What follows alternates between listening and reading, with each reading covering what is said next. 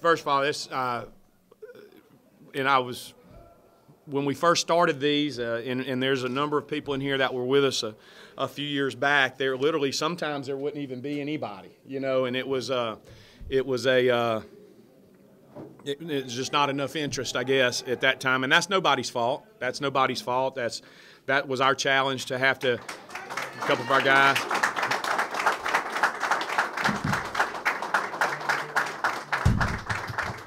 Josh Fillmore. Big three hit. That's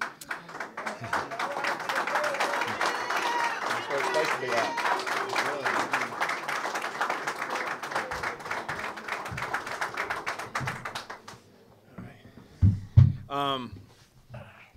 So it's really to have all these cameras and I mean, this is what it's supposed to be like, and this was our vision and dream. To get us to this point. We talked to our players about this is what we've not just worked so hard for this year, but a culmination kind of 4 years, and to be in this position and play these type of games. So embrace it and have fun and enjoy it, not be terrified from it. And if you're going to be a champion, that's not just being a champion for 1 year. We've been champions, to be honest with you, the last 3 years. Our guys have been champions. They've worked very, very hard, and they've been able to progress. It's just that now we have bigger and better players maybe than we had at one point. And our guys that were here before, I know they're all smiling, and because we talk to them all the time about laying the foundation and the improvement. But, to win the Southland Conference Championship for the second time, I think in school history, Mike was saying, is very gratifying. But I also want to say this: we're not satisfied yet. Our players aren't satisfied. It's great. This is certainly a major accomplishment, and we in no way downplay it. We're very gracious and grateful and thankful and all that stuff. But I can assure you they're not satisfied, because now the big challenge obviously will be to go back and do it again next week. But it was certainly a great win for our program. Just to have there's so many friends here tonight that have been with us on this journey, not just from Southeastern, but back to when I coached in high school. I can't even count how many people and former players and back from my high school days, and all the incredible amount of well wishes we had from home, former college teammates. It's just amazing to me how many people are keeping up with Southeastern Louisiana these days, and not just our basketball program either. It's a great time to be here. Very thankful for Dr. Crane and Coach Artigues having enough confidence in me a few years back, for whatever reason, to give me an opportunity to be your basketball coach, and I truly mean that. I treasured the opportunity to coach here, and I'm very proud of everyone that's associated with our program. We get an incredible amount of help. We have great coaching staff. We've got a great support staff, strength. Our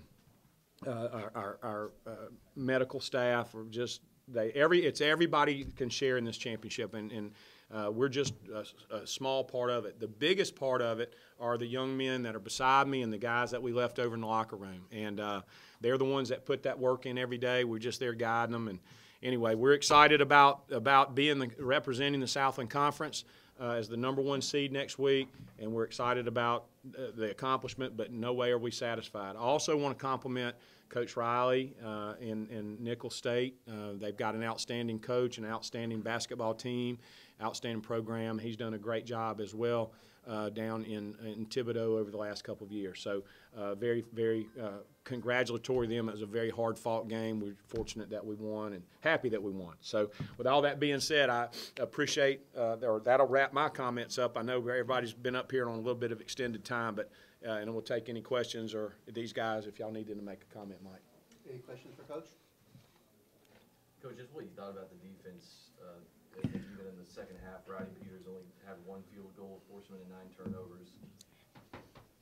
Well, I didn't realize. Obviously, I'm just looking at the statistics for the first time, but I knew that we had done a great job. I knew at halftime we had done a great job. He's a great player, but I thought first of all, Coach Roan, our assistant coach, had the scout. He's as good as there is in the business of getting a team ready to play on the defensive end. And we spent a lot of time over the last few days, a lot of hours, late nights, up here breaking our last game down with them in film. And to try to give us a chance. But again, that's just we have to have the execution part. That's the easy part. The hard part was the guys that went out there and carried out the defensive game plan. And I'm looking now, they shot 35%. One of our goals defensively is hold a team below 35%. We always feel like if we do that, we have a chance to win. And tonight was a good example of that. When you have to overcome some adversity off the court, do you feel like that can bring a team together and a unit together in the last couple of weeks? Well, we certainly had an unfortunate situation that happened, and we're very anxious, I know as a school, for the truth to get out on that. We really are. And it's unfortunate that some of our players, they may not have been with us physically tonight, actually out there on the floor, and we certainly miss them, but they were there in spirit. So absolutely, we certainly have a great remembrance of those guys. It's a very tight-knit group, and anytime something happens like that, it could have gone one of two ways. It could have splintered a team that wasn't tight-knit, but they're tight-knit, they're a family, and I'm proud of them. I'm proud of all of them. I'm proud of the young men that aren't here, and hopefully that'll all resolve itself. Can you compare this team to the 2005 team? Well, I can't in a sense because I wasn't obviously not being there. I was coaching in high school at that time, and but I do know this. Coach Billy Kennedy was the coach here at that time, and Coach has been an incredible support. First of all, Coach and I have known each other a long time. When I was coaching in high school and he was coaching here, he and Coach Prom and the group that he had there recruited some of our players at the time. They never landed here, but I built a relationship with them, and he has been incredibly supportive. In fact, just yesterday sent us a congratulatory text saying, Coach, y'all win that thing, and so forth. He's been a big part of our program. But we're very proud of Coach Kennedy. One of the things that we try to do here, we've reached out to all of our former players. A lot of them now are beginning to re-engage with our program and understand how important that they are to our future success. So we're as proud. We want to go do, we haven't gotten to the NCAA tournament yet. They've done it. And we've just won the regular season championship. We want to get to the NCAA tournament too, and we realize that we have 2 tough games coming next week, whoever the opponent may be, we don't know yet, to accomplish that goal. But certainly excited about going in as the #1 seed. And personally, how do you feel after falling down, after getting a water bath? Well, I'm not very athletic anymore. I don't know if I was very athletic at all. Let me just say that. And we don't understand, so we're still learning how to do the baths and stuff like that. You don't do it out there on the floor, and I've got hard sole shoes, and so naturally, not only did I bust my tail, I couldn't get back up. So that was probably as funny as anything. I hope y'all didn't get any of that, but that was funny. But anyway. Yeah, we've got to figure out how to do that too. We may need to practice that a little bit. But I tell you this, I'll take that spill anytime, no question. This question's for you and Josh. 2 years ago, the McNeese game, you came into that game 3-15, and that kind of seemed like after that shot to win that game, that was kind of the turning point and has led to all of this. That was when success began that year. It's kind of rolled over and it hasn't really stopped. And so, what does that game mean to all of this? Well, John, first of all, I compliment you, and you're one of our big, you're one of the biggest Southeastern guys I know, and we need more guys like you. We really do. That bleed the green and gold, and there's a lot of people in here that do too. By the way, that have been with us on this deal. But you're right. We beat McNeese, upset McNeese in a huge game, and Josh hit a after timeout 3 it's still on the internet. That thing's still rolling. It's thousands and thousands of views, and that shot right there. And it does seem, I don't know if that was sometimes, we had kind of built on hard times, or we had hard times, and then we won that one game. Sometimes that's all it takes to give your team a little bit of confidence that, hey, we can do this. And you're right. I don't know what our record is from that point, but it's been okay. It's been okay for sure. And that was a big shot and a big game. And John, I'm real pleased that you would remember that. Yes. Coach, can you talk about playing without Jordan Capps tonight? He went down last game, you're able to win on the road at UNO, and then to win tonight without him, your leading scorer, and maybe comment on his potential status for the conference. Well, he was in an emergency situation.